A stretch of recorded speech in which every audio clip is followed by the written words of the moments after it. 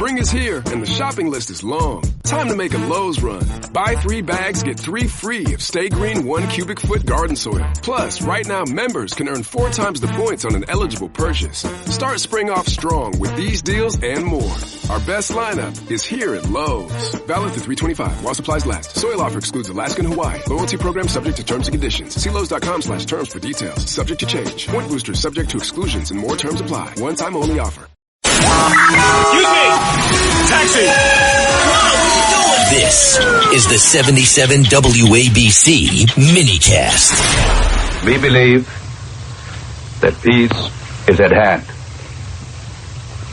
We believe that an agreement is within sight.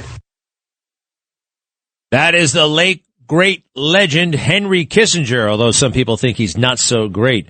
Another legend joins us right now who I believe knew Henry Kissinger and knows everybody, especially President Trump. Roger Stone, the political icon, New York Times bestselling author, and anchor, host of the Stone Zone every weeknight at 8 o'clock here on WABC and Sundays at 3. Welcome back, Roger. How are you? What'd you think of Henry Kissinger? He was a very difficult guy. You know, one of the things that President Nixon told me was that he didn't destroy the tapes, the famous Watergate tapes, because he needed them as protection.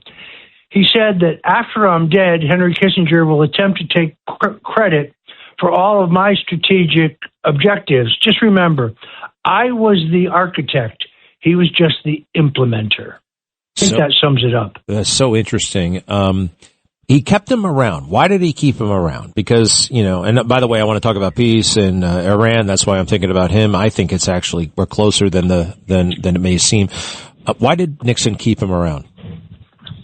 I think he was brilliant. There was no question about that. He was an astute negotiator, but he was, look, as you know, they kind of reorganized the entire national security apparatus so that Richard Nixon could actually steer his own foreign policy. Why?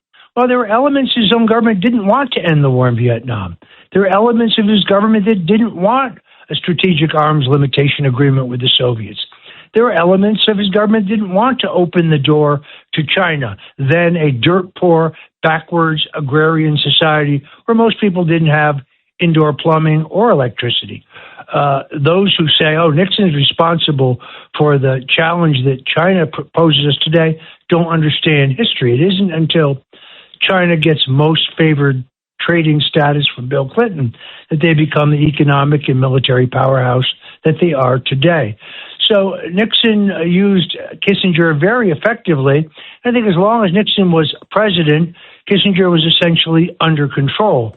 It's only after Nixon's death, or really after Gerald Ford became president, that I think Henry Kissinger gets out of control. And as you know, he ends his life essentially as a lobbyist for the Communist Chinese. Wow. You know, those elements that did not want those things like SALT, like China relations, we also call that the deep state. And they probably, I think you believe, had a big role in Watergate and in framing President Trump. That's a whole other discussion, but do you go with that? There's no question about that, and there's proof of it. Declassified documents that journalists like James Rosen have written extensively about demonstrate that the CIA knew in advance about the Watergate break-in. They infiltrated the Watergate burglar team. 4 of the 8 burglars still on the active payroll of the CIA, still reporting to their handlers there. Richard Nixon was taken down for the simple reason that he wanted peace. When they elected him, they thought he would be an unreconstructed Cold Warrior. Instead, he wanted to end the war in Vietnam. He wanted a more peaceful world. That's why he had to go. You see, peace is not profitable. War is profitable. It's so amazing. Machine. Wow. And some of those pressures are, and same institutions applying, you know, trying to control President Trump. They don't like anything about him. They don't like, and they will throw over democracy to stop him. It's still happening. There's still a coup underway, in my opinion. You saw the president recently, I believe. Just tell us something that we might not be seeing when we see President Trump on television. I mean, I think what what you see is what you get with President Trump. But is there anything else going on that might surprise us?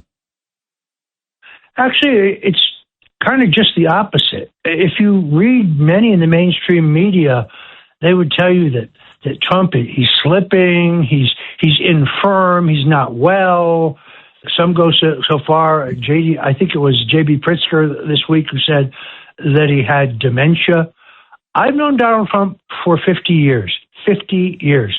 By the way, he hates it when I say that because he says it makes both of us sound old. He is the same person I knew that I met in 1979. He is just as sharp, just as funny, just as self-deprecating, just as entertaining, just as measured, just as easygoing in some ways as he's always been. But you don't want to get on his wrong side. What he says what he means, and he means what he says. And I think the Iranians are finding that out right now. By the way, just one more thing on that. Yeah, you get on his wrong side, you might be in trouble, but you don't have to stay on his wrong side. And, for all the talk of, for all of the conspicuous piousness in certain politicians, Democrat and Republican alike, these people are officially practicing Christians or Jews, and especially the Christians, forgiveness is part of the equation. And he is the only president and only person I know who so thoroughly forgives people and can be friends with enemies. I don't think I'm imagining that. That's real. And I think Marco Rubio is a prime example. I mean, the things that they said about each other, and President Trump now has one of his greatest allies, and I think he's a true friend. I mean, hey, who knows? But does that make sense? No, I think it makes perfect sense. Look, the hardest thing about being a Christian is forgiveness, particularly if you're like me, Sicilian. But the Bible doesn't tell us to forget. It tells us to forgive. God knows I've had many trespass against me, including the late Robert Mueller. Have I forgiven him? Yes. Have I forgotten the brutality, what they did to me and my family? No, I haven't. This is absolutely true of Donald Trump. He does have a forgiving nature. Rubio is a guy who viciously attacked him. Rubio is a guy who signed the Senate Intelligence Committee report claiming that there was Russian collusion.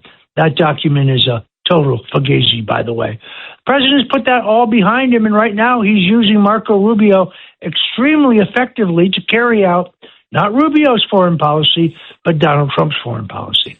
It is amazing. And how do you think that, look, I can't tell what's going on right now. I'm tempted to call him, you know what I mean? And I know reporters do, but I don't want to bother him, although I did hear from him not too long ago. Do you think this war is almost over? Look, I think he is the consummate deal maker. He's the consummate negotiator, the art of the deal here. Notice when he said, we're in conversations with the Iranians, the mainstream media immediately embraced a claim out of Iran that wasn't true. In other words, they would trust the mullahs before they trust the president of the United States. Turns out Trump was right. He does have meaningful back-channel conversations going on with the Iranians, who, despite their initial demands, I think recognize that he has the ability to wipe them off the face of the earth and destroy their infrastructure, including their energy production infrastructure, setting them back decades, if not more. So he's holding the cards, and he's basically already given them the stick. Now the question is whether they will take the carrot. I don't think they want more of what happened. Let's remember, we killed their supreme leader and 40 of his henchmen. Boom, gone. And we can do it again if we need to. So I think he's in the driver's seat, but I don't think he wants world war. I don't think he wants to destroy the country forever. I think he wants peace, and I agree with you. I think we're closer than people realize.